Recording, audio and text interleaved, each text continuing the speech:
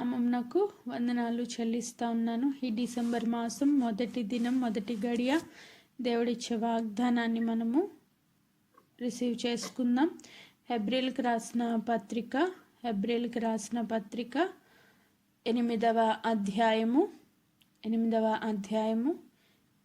మొత్తం 13 వచనాలు మనకి 8వ అధ్యాయంలో కనబడతాయి.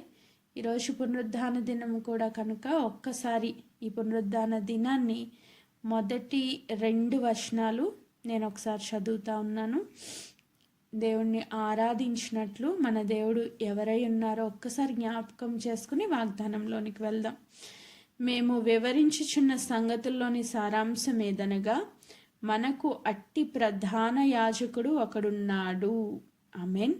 ఆయన పరిశుద్ధ ఆలయమునకును అనగా మనుష్యుడు కాక ప్రభువే స్థాపించిన నిజమైన గుడారమునకు పరిచారకుడై ఉండి పరలోకమందు మహామహుని సింహాసనముకు కుడిపార్శ్వమున ఆసీనుడాయెను. ఆమేన్. ఈరోజు మనం ఆరాధించబోతున్న దేవుడు ఎవరు అన్నది ఒక్కసారి ఈ మాటలో మనకి జ్ఞాపకం చేస్తూ హెబ్రీ సంఘానికి రాస్తూ ఇక్కడ చెప్తున్న మాట ఏంటంటే, ఇంతవరకు చాలా విషయాలు రాసుకుంటూ వచ్చిన ఈ రచయిత ఫైనల్గా ఈ 7 అధ్యాయాల్ని కుదించుకుని ఒక సారాంశం, ఒక సమ్మరీ ఇస్తున్నారు. ఏంటంటే, మనకు ఒక ప్రధాన యాజకుడు ఉన్నారు. ఆయన ఎవరు అంటే మనం ఆరాధించే ప్రభు ఎవరుగా కనబడుతున్నారు? ప్రధాన యాజకుడు. ఆయన ఎక్కడున్నారంట? ఆయన పరిశుద్ధాలయమునకును అనగా మనుష్యుడు కాక ప్రభువే స్థాపించిన నిజమైన గుడారమునకు పరిచారకుడై ఉండి పరలోకమందు మహామహుని సింహాసనమునకు కుడిపార్శ్వమున ఆసీనుడాయెను. ఆమేన్. Praise God. సో మన దేవుడు పరలోకంలో ఉన్నారంట. ఎక్కడున్నారు? పరలోకంలో ఉన్నారు. ఆయన ఏం చేస్తున్నారు? పరిచర్య చేస్తున్నారు. ఏ పరిచర్య అంటే యాజకత్వపు పరిచర్య. ఆమేన్. ఆయన ఎక్కడ కూర్చుని పరిచర్య చేస్తున్నారంటే మహామహుని సింహాసన కుడి పార్శ్వంన ఆసీనుడై ఉన్నారు. ఆమేన్. Praise God. ఇక్కడ మనము మొత్తం చదివితే ఓవరాల్గా ఒక పరలోక రాజ్యంలో ఒక ఆలయం కనబడుతుంది. ఆ ఆలయం యొక్క నమూనా, ఆలయం యొక్క బ్లూ ప్రింట్, నమూనా అంటే అది ఎలా ఉంటుందో యాజ్ ఇట్ ఈజ్గా మోషే గారికి కొండ మీద చూపించి అదే నమూనాలో పరలోక రాజ్యపు ఆలయాన్ని ఈ భూలోకంలో దేవుడు కట్టించారు. సేమ్ యాజ్ ఇట్ ఈజ్గా కొలతలు ఇచ్చి యాజ్ ఇట్ ఈజ్గా అదే వస్తువులు ఉపయోగించి ఆయన ఇచ్చిన కొలతల ప్రకారం కొండ మీద చూపించిన ప్రకారముగా ఈ మోషే గారు ఈ లోకంలో భూమి మీద ఆలయాన్ని నిర్మించడం జరిగింది. ఐ దానిలో 3 రకాల పార్ట్స్ ఉంటాయి, మనందరికీ తెలుసు. అతి పరిశుద్ధ స్థలము, పరిశుద్ధ స్థలము, ఆవరణము. సో ఈ అతి పరిశుద్ధ స్థలం అనేది ఏంటి అంటే దేవుడు ఉండే స్థలం. దాంట్లోకి అందరూ వెళ్ళడానికి వీల్లేదు. దేవుని యొక్క సన్నిధి ఉండే స్థలం. ఇప్పుడు ఆ స్థలం ఎక్కడుంది అంటే నిజమైన పరిశుద్ధ స్థలం, అతి పరిశుద్ధ స్థలము పరలోకంలో ఉంది. అక్కడ మహామహుని కుడిపార్శ్వంన యేసు క్రీస్తు ప్రభువారు నిజమైన యాజకత్వపు పరిచర్యలో కూర్చొని ఉన్నట్లుగా మనం చూస్తూ ఉన్నాం. ఆమేన్. ఈ పరిశుద్ధ స్థలము దేనికి పోల్చి చెప్పారు అంటే సంఘమునకు పోల్చి చెప్పారు. సంఘం, పరిశుద్ధ స్థలము, సంఘము. సో పరిశుద్ధ స్థలంలోనికి వచ్చిన ప్రతి ఒక్కళ్ళు అంటే సంఘంలో అంటు కట్టబడిన ప్రతి ఒక్కళ్ళు సహవాసంలో ఉండి దీపము అంటే పరిశుద్ధాత్మ చేత వెలిగించబడి, ధూపము అంటే ప్రార్థనా పరిచర్యలో ఒక సహవాసంలో అంటు కట్టబడిన పరిశుద్ధులుగాను యాజకులుగాను దేవుడు నియమించుకున్నారు. ఆమేన్. చీకటిలో నుంచి వెలుగులోనికి మనల్ని పిలుచుకున్నది ఎందుకు అంటే పరిశుద్ధమైన సంఘముగా, ఏర్పరచబడిన సంఘముగా ఉండడానికి. ఆమేన్. బయటికి వస్తే ఆవరణంలో మనకి 2 విషయాలు కనబడతాయి. ఒకటి బలిపీఠము, 2 గంగాళం. సో బలిపీఠము క్రీస్తు ఆల్రెడీ మన కొరకు ఆయన సిలువ అనే బలిపీఠాన్ని ఎక్కడం జరిగింది. యేసుక్రీస్తు ప్రభు చేసిన గొప్ప గొప్ప బలియాగము ద్వారా, ఆ బలి ద్వారా మనం అందరము ఆ పరిశుద్ధ స్థలంలోనికి ప్రవేశించడానికి అర్హత పొందుకున్నాం. ఆమేన్. అతి పరిశుద్ధ స్థలంలో కూడా వెళ్ళి దేవుడిని ఆరాధించినట్లు దేవుడు మనకు ఆ గొప్ప అవకాశాన్ని ఇచ్చారు. సో ఆ బలిపీఠం మీదకి యేసుక్రీస్తు ప్రభు ఆల్రెడీ ఎక్కారు. ఆ తర్వాత ఆ ఎక్కిన బలిపీఠాన్ని దాటుకుని గంగాళం, అంటే అది కూడా క్రీస్తుకి సాదృశ్యంగా మనకు కనబడుతుంది. ఆ గంగాళము క్రీస్తుని సూచిస్తూ ఉన్నప్పుడు దాని లోపల వాటర్ ఉంటాయి. యాజకులు ఏం చేయాలి? ఖచ్చితంగా కాళ్ళు కడుక్కోవాలి. కాళ్ళు కడుక్కోకుండా పరిశుద్ధ స్థలంలో ప్రవేశించడానికి వీల్లేదు. అది దేవుడు పెట్టిన రూల్. అంటే కాళ్ళు కడుక్కున్న తర్వాతే వాళ్ళు దేవుని ఆలయంలోనికి ప్రవేశించగలరు. ఈరోజు వాటర్ అంటే మనకి బాగా తెలుసు, దేవుని వాక్యానికి గుర్తు. యేసుక్రీస్తు ప్రభు అంటే వాక్యము ద్వారా మనం కడగబడితేనే సంఘంలోనికి మనం ప్రవేశించగలుగుతాం. ఆమేన్. వాక్యము ద్వారా జన్మించిన వ్యక్తులే సంఘంలోనికి ప్రవేశించబడతారు. ఆ ప్రవేశపెట్టబడిన మనము సహవాసము ద్వారా దేవుని ఆత్మచేత నింపబడి ప్రార్థనా పరిచర్లో మనం కొనసాగుతూ ఉన్నాం. ఇవన్నింటికి మూలం ఏంటి అంటే యేసు క్రీస్తు ప్రభు శిలువ బలియాగం. అది జరిగింది కాబట్టి ఈరోజు మనందరము కలిసి దేవుని ఆరాధించడానికి ఇక్కడ చేరి ఉన్నాం. ఆమేన్. దానికి మూలం, ఫైనల్గా కన్క్లూషన్ ఏంటి అంటే యేసుక్రీస్తు ప్రభు శిలువ మన రక్షణ, మన దేవుడు చేసిన బలియాగం. దాన్ని మాత్రం ఎప్పుడు మనం మర్చిపోకూడదు. ఈరోజు సజీవుడిగా ఉన్న దేవుడు మహామహుని కుడి పార్శ్వంన కూర్చుండి మన కొరకు విజ్ఞాపనకర్తగా, ప్రధాన యాజకుడిగా ఆయన పరిచయం చేస్తున్నారు. అందును బట్టి దేవుని మనం ఆరాధించాలి. ఆమేన్. ఇప్పుడు ఈ నెల కొరకు దేవుడు సిద్ధపరిచిన వాగ్దానాన్ని మనం చూసుకుందాం. ఏంటి ఆ వాగ్దానము అంటే 6వ వచనం నుంచి నేను చదువుతున్నా. ఈయనైతే ఇప్పుడు మరి ఎక్కువైన వాగ్దానములను బట్టి నియమింపబడిన మరి ఎక్కువైన నిబంధనకు మధ్యవర్తి అయి ఉన్నాడు గనుక మరి శ్రేష్టమైన సేవకత్వం పొంది ఉన్నాడు. ఎలైనగా మొదటి నిబంధన లోపం లేనిదైతే రెండవ నిబంధనకు అవకాశం ఉండనేరదు. అయితే ఆయన అపేక్షించి వారితో ఇలాగ చెప్పుచున్నాడు. ప్రభు ఇట్లా నేను ఇదిగో ఒక కాలం వచ్చుచున్నది, అప్పటిలో ఇశ్రాయేలు ఇంటి వారితోనూ యూదా ఇంటి వారితోనూ నేను క్రొత్త నిబంధన చేయుదును. ఆమేన్. దేవుడు ఒక గొప్ప పరిచర్య చేస్తున్నారు. ఏంటి అంటే మధ్యవర్తిత్వము. అంటే మనిషికి దేవునికి మధ్యలో మధ్యవర్తిగా ఆయన దిగి వచ్చి తండ్రి చేతిలో మన చేతిని కలిపారు. ఆయన చేయి విడిచిపెట్టబడి మన చేయి పట్టుకోవడానికి తండ్రికి మనిషికి మధ్యలో మధ్యవర్తిగా యేసుక్రీస్తు ప్రభు నిలబడ్డారు. ఈయన చేసే గొప్ప పరిచర్లో ఒక భాగం ఏంటి అంటే నిబంధన, క్రొత్త నిబంధన. సో 2 నిబంధనలు కనబడతాయి మనకి బైబిల్ గ్రంథం చూస్తే, పాత నిబంధన, క్రొత్త నిబంధన.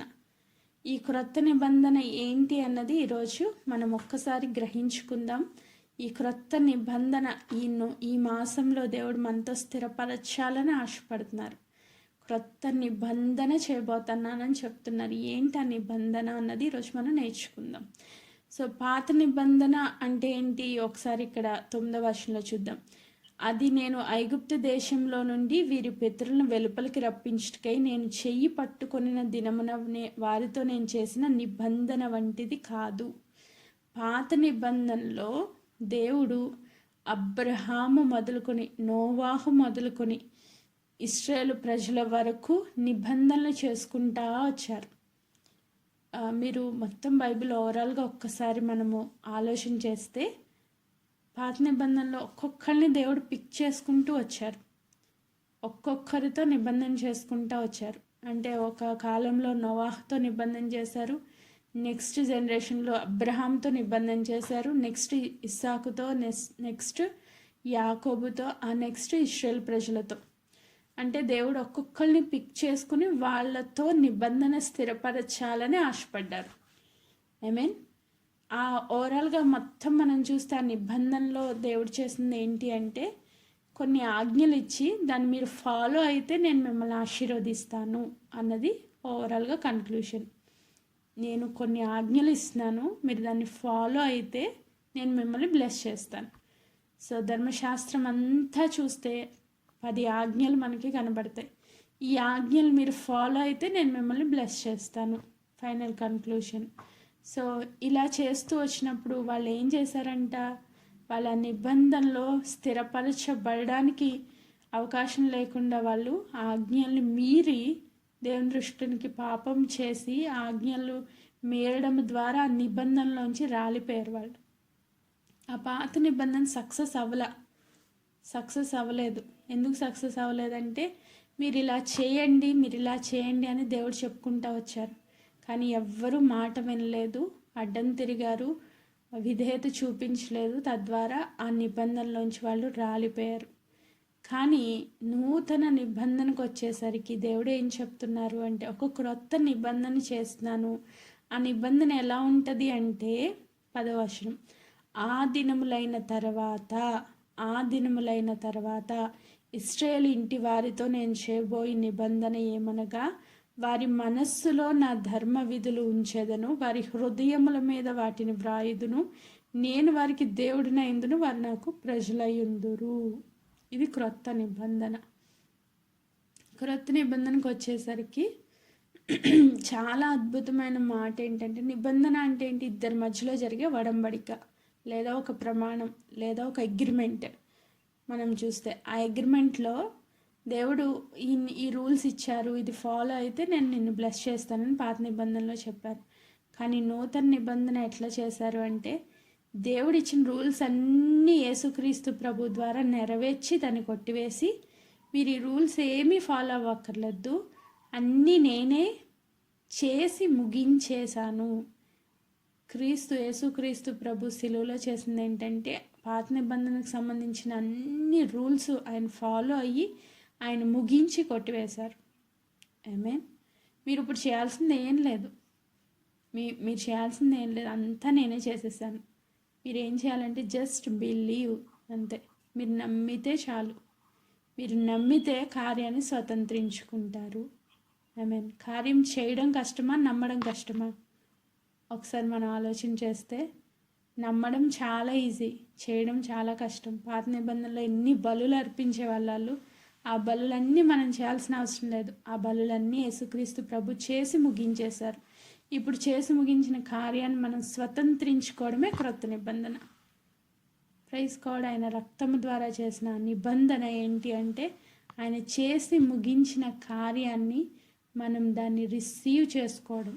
ఆమేన్. అందుకే ప్రభు చెప్తున్నారు, ఏం చెప్తున్నారు? ఆ దినములైన తర్వాత ఇశ్రాయేలు ఇంటి వారితో నేను చేయబోయే నిబంధన ఏదనగా, వారి మనసులో నా ధర్మ విధులను ఉంచెదను అంటే నేనే ఉంచుతాను. అంటే మనము కష్టపడి దాన్ని ఫాలో అవ్వాల్సిన అవసరం లేదు, దేవుడే మన హృదయాన్ని మారుస్తానని చెప్తున్నారు. ఆమేన్. నువ్వేం కష్టపడాల్సిన అవసరం లేదు. నీలోనికి వచ్చిన పరిశుద్ధాత్ముడు నీ హృదయాన్ని మార్చి నిన్ను తన బిడ్డగా చేసుకుని ఆయన ధర్మ విధులు నీ హృదయం అనే పలక మీద రాస్తారంట. హల్లెలూయా. Thank you Lord. మనము పాత నిబంధనలో చాలామంది తప్పిపోయారని చూస్తాం. నూతన నిబంధనలో సరైన రక్షణ అనుభవంలోకి వచ్చిన ఏ ఒక్కరూ తప్పిపోవడానికి ఛాన్సే లేదు. ఎందుకు ఛాన్స్ లేదని చెప్తున్నానంటే, ఫర్ ఎగ్జాంపుల్ మీకు అర్థం అవడం కోసం, ఒక త్రాగుబోతున్నాడు అనుకోండి, నిజంగా దేవుణ్ణి తెలుసుకుని రక్షణ అనుభవం పొంది పరిశుద్ధాత్మ ప్రేరణలో ఆ త్రాగుడు విడిచిపెట్టిన వ్యక్తి మరలా దాని తట్టు జీవితంలో తిరగడు. ఎందుకు తిరగడు?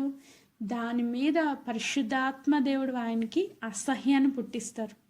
ఇది కార్యం ఎవరి డెసిషన్ తీసుకున్నారు? మనిషి కాదు. మనిషి డెసిషన్ తీసుకుంటే ఈరోజు ఉంటాడు, రేపొద్దున పడిపోతాడు. కానీ ఆ కార్యం చేయాలని పరిశుద్ధాత్మ దేవుడు ఆయన ఒప్పింప చేశారు కాబట్టి, ఆత్మ కార్యంలో సంపూర్ణత ఉంటుంది కాబట్టి ఆయన మరలా పడడానికి ఛాన్సే లేదు. ఆమేన్. Praise God. ఇదివరకు ప్రతి వారానికి ఒకసారి సినిమాలు చూసే రకమైన మనిషి ఇప్పుడు వాటిని చూస్తే అసహించుకుంటున్నాడంటే ఇంత గొప్ప మార్పు ఎలా వచ్చింది? వాళ్ళ హృదయం మారిపోయింది. ఆ హృదయం ఎందుకు మారింది అంటే పరిశుద్ధాత్మ దేవుడు దేవుని ఆజ్ఞలను వారి హృదయాలపై లిఖించారు. ఇది పాపము, ఇది దేవుని బిడ్డలకు తగినది కాదు అని పరిశుద్ధాత్మ ప్రేరణలో దాన్ని విడిచిపెట్టడానికి, మారు మనసు పొందడానికి దేవుడు అవకాశం ఇచ్చారు. ఇది క్రొత్త నిబంధన. అంటే నువ్వు నీ అంతటి నువ్వు ఏది చేయలేవు, దేవుని ఆజ్ఞలు ఏది నువ్వు ఫాలో అవ్వలేవు. నీలో ఉన్న పరిశుద్ధాత్మ దేవుడు దేవుని వాక్యాన్ని నీ హృదయంపై లిఖించి వాక్యానుసారంగా నువ్వు ఫాలో అయ్యేటట్లుగా పరిశుద్ధాత్ముడే నిన్ను ప్రేరేపించి నడిపిస్తున్నారు. కాబట్టి ఈరోజు ఆ నూతన నిబంధనలో నువ్వు స్థిరపరచబడతావని దేవుడు చెప్తున్నారు. ఇప్పుడు ఈ వాగ్దానం మన జీవితాల్లో ఈ డిసెంబర్ మాసంలో ఎలా స్వతంత్రించుకోవాలి అంటే 11 నెలలు నువ్వు కష్టపడ్డావు, ఏదో ప్రయత్నాలు చేసావు నీ అంతటా నువ్వు నీతిమంతురాలుగా మార్చబడ్డానికి. కానీ ఈరోజు అంత కష్టపడాల్సిన అవసరం ఏం లేదని దేవుడు చెప్తున్నారు.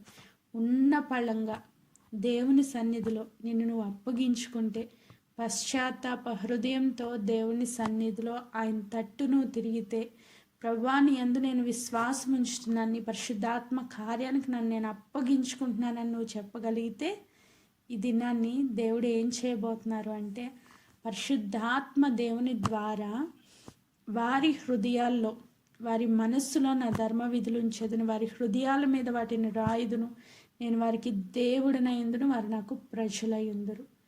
దేవుడే వచ్చి నేను మీకు దేవుడిగా ఉంటాను అని చెప్తున్నారు. నువ్వు వెళ్ళి దేవా నువ్వు నాకు దేవుడిగా ఉండు అని అడగక ముందే దేవుడు వచ్చి నీ హృదయంలో పరిశుద్ధాత్మ చేత నింపి ఆయనే నీకు దేవుడిగా ఉంటారు. నువ్వు ఆయనకి ఇష్టమైన ప్రజగా మార్చబడతావు. ఆమేన్.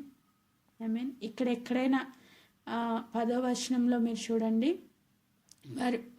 వారి మనసులో నా ధర్మ విధులు ఉంచేదను, వారి హృదయాల మీద వాటిని వ్రాయుదును, వారికి నేను దేవుడినై ఉండేదను.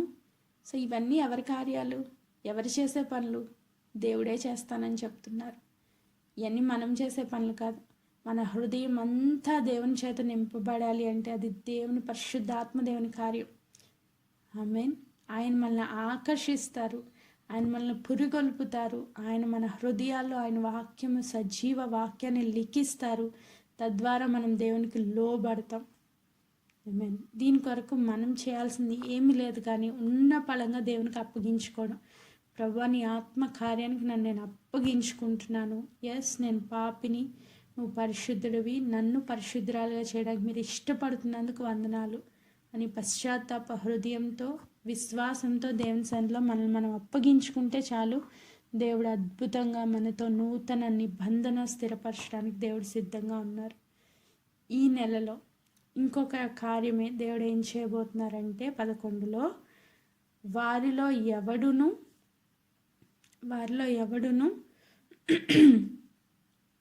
హెబ్రీ పత్రిక 8:11 వారిలో ఎవడును ప్రభువును తెలుసుకొనడని తన పట్టణస్థునికైనను తన సహోదరునికైనను ఉపదేశం చేయడు. వారిలో చిన్నలు మొదలుకొని పెద్దల వరకు అందరూ నన్ను తెలుసుకొందురు. నూతన నిబంధన ప్రజలుగా మనందరము దేవుని తెలుసుకుంటామని చెప్తున్నారు. ఎవరో భారతి ఒక్కతే తెలుసుకుంది, తనతోనే దేవుడు మాట్లాడుతున్నారు, లేకపోతే సుమ ఒక్కతే తెలుసుకుంది, తనతోనే దేవుడు మాట్లాడుతున్నారు, తనకే దేవుడు వాగ్దానం ఇస్తున్నారు. అది కాదు. ప్రతి ఒక్కళ్ళు, చిన్న బిడ్డలు మొదలుకొని వృద్ధుల వరకు ప్రతి ఒక్కళ్ళు దేవుణ్ణి తెలుసుకుంటారంట. తెలుసుకోవడం అంటే ఏంటి? Personal experience with God. పర్సనల్గా అంటే నీకు నువ్వుగా దేవుణ్ణి నువ్వు అనుభవపూర్వకంగా తెలుసుకుంటావు. ఆమేన్. అనుభవపూర్వకంగా తెలుసుకోవడం అంటే దేవుడు నీతో డైరెక్ట్గా మాట్లాడే అనుభవం.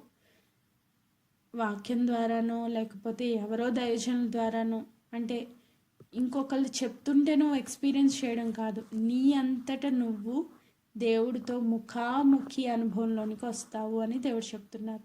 ఇంకొకరు చెప్పాల్సిన అవసరం లేదు, ఇంకొకరు నిన్ను పురుగొల్పాల్సిన అవసరం లేదు. దేవునికి నువ్వు అతి సమీపంగా వస్తావు. నువ్వు దేవుని తెలుసుకుంటావు. ఆత్మీయంగా అనుభవ జ్ఞానము కలిగిన వ్యక్తిగా నువ్వు మార్చబడతావు. ఈ గ్రూప్ యొక్క మెయిన్ ఉద్దేశం ఇదే. దేవుని అందరూ ఎక్స్పీరియన్స్ చేయాలి. ఏదో నామకార్థ భక్తిలో నేను క్రైస్తవుడని జీవించటం కాదు. దేవుని నువ్వు ఎరిగి ఉన్న అనుభవంలోనికి రావాలి.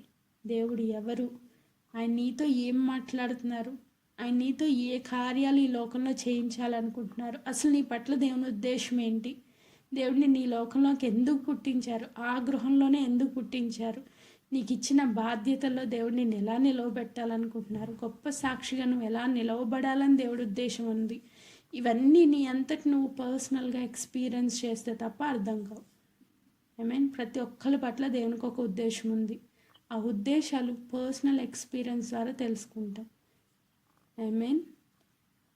పాత నిబంధనలో చూడండి, నేను ఇందాక చెప్పాను కదా, అబ్రహాము, నోవాహు, ఇస్సాకు, యాకోబు, ఇశ్రాయేలు ప్రజలు ఇలా దేవుడు పిక్ చేసుకుంటూ వచ్చారు. కానీ నూతన నిబంధనలోకి వచ్చేసరికి ప్రతి ఒక్కరి మీద నేను ఆత్మను కుమ్మరిస్తాను. అపోస్తుల కార్యాల్లో 2వ అధ్యాయంలో మనుషులందరిపైన అంచె దినాల్లో నేను ఆత్మను కుమ్మరిస్తాను అంటే అందరికీ ఆ ప్రివిలేజ్ దేవుడు ఇచ్చారు. ఒక్కొక్కరిని పిక్ చేసుకోవడం కదా, అందరినీ దేవుడు పిక్ చేసుకున్నారు. ఆ నిబంధనలోకి ఎవరైతే మనం అటాచ్ అయ్యామో, అంటే ఎవరైతే దేవుణ్ణి విశ్వాసంతో చేరామో చాలు. నువ్వు విశ్వాసం ఉంచితే చాలు దేవుని పైన. ఆయన అన్నీ చేసి ముగించి నీతో ఆయన నిబంధన స్థిరపరచడానికి ఆయన రెడీగా ఉన్నారు. ఈ నెలలో ఆ పర్సనల్ ఎక్స్పీరియన్స్లోనికి క్రొత్త నిబంధన వ్యక్తిగా నిన్ను మార్చాలని దేవుడికి ఆశపడుతున్నారు. ప్రతి ఒక్కరిని కొత్త నిబంధన వ్యక్తిగా మార్చాలని ఆశపడుతున్నారు. ఆయన చేసిన అద్భుతమైన కార్యం ఏంటంటే, మొదటిగా ఆయన హృదయంలో కార్యం చేస్తానని చెప్తున్నారు. పరిశుద్ధాత్మ చేత ఆయన వాక్యం మన హృదయాలపై లిఖించి వాక్యము ద్వారా తిరిగి జన్మించిన అనుభవంలోనికి తీసుకొస్తారు.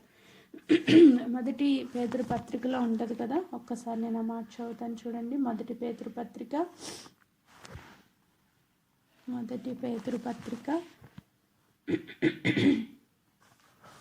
మొదటి అధ్యాయము 23వ వచనం 22 నుంచి, మీరు క్షయబీజం నుంచి కాక శాశ్వతమగు జీవము గల దేవుని వాక్య మూలముగా అక్షయ బీజం నుండి పుట్టినవారు గనుక నిష్కపటమైన సహోదర ప్రేమ కలుగునట్లు మీరు సత్యమునకు విధేయులగుట చేత మీ మనస్సులను పవిత్రపరుచుకున్న వారై ఉండి ఒకరినొకడు హృదయపూర్వకంగా మిక్కటంగా ప్రేమించుడి.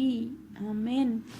సో ఎలా పుట్టామంటే దేవుని వాక్య మూలంగా, శాశ్వతమగు జీవము గల దేవుని వాక్య మూలంగా మనం పుట్టి సహోదర ప్రేమ కలిగి ఉంటామంట.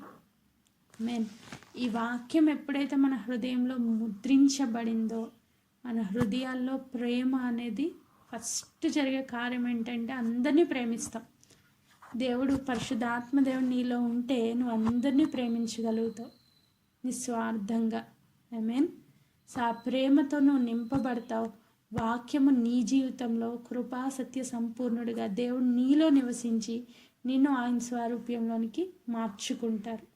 దేవునికి ఏది నచ్చదో అది నీకు కూడా నచ్చదు, దేవునికి ఏది నచ్చిద్దో అది నీకు కూడా నచ్చిద్ది. తద్వారా దేవుని నిబంధనలో నువ్వు స్థిరపరచబడతావు.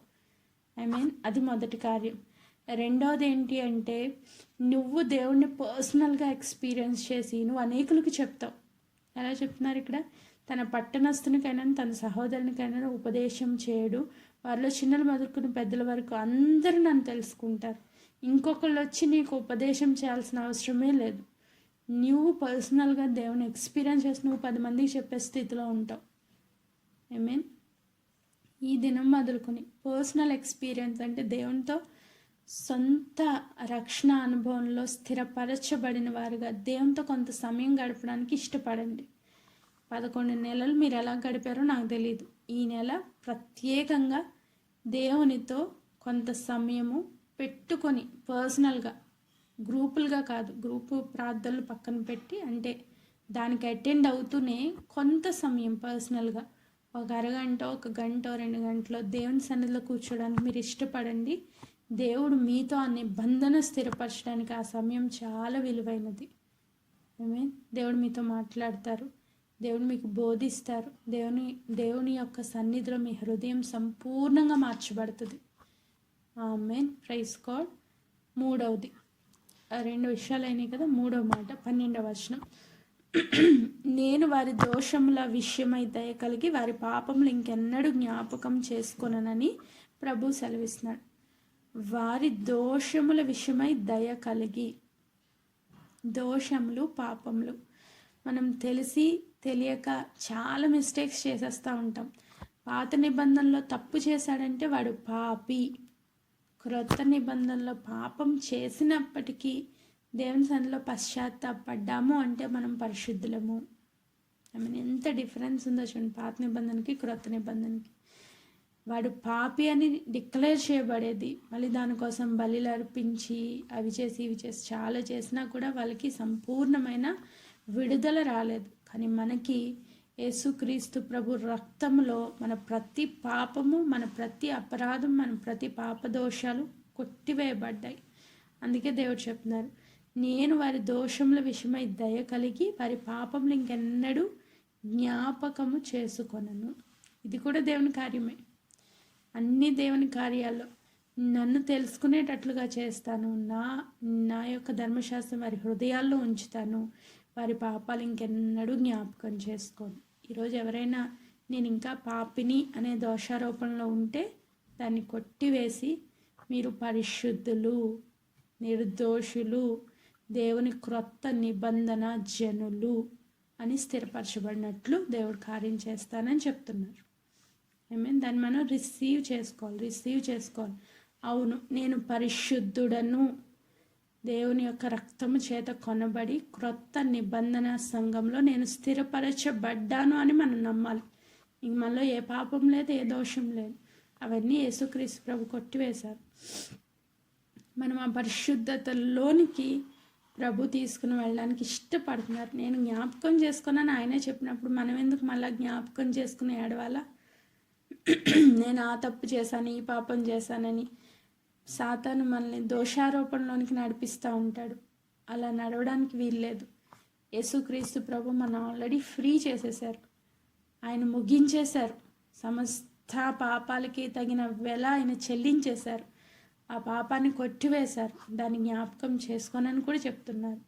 ఈరోజు ఈ 11 నెలలు నువ్వు ఏ పాపాలు చేసావో, ఏ దోషాలు చేసావో నాకు తెలియదు, కానీ ఈ నెలలో దేవుడు వాటి ఏటిని జ్ఞాపకం చేసుకోనని చెప్తున్నారు. కాబట్టి వాటన్నింటినీ విడిచిపెట్టి దేవుని తట్టు సంపూర్ణంగా తిరుగుదాం. అప్పుడు ఈ క్రొత్త నిబంధనలో దేవుడు మనల్ని స్థిరపరుస్తారు. ఆమేన్. ఆయన క్రొత్త నిబంధనలో ఆయన పాప క్షమాపణ, నూతన హృదయము, శాశ్వత జీవము, దేవుని గురించిన జ్ఞానంలో మనల్ని స్థిరపరుస్తానని చెప్తున్నారు.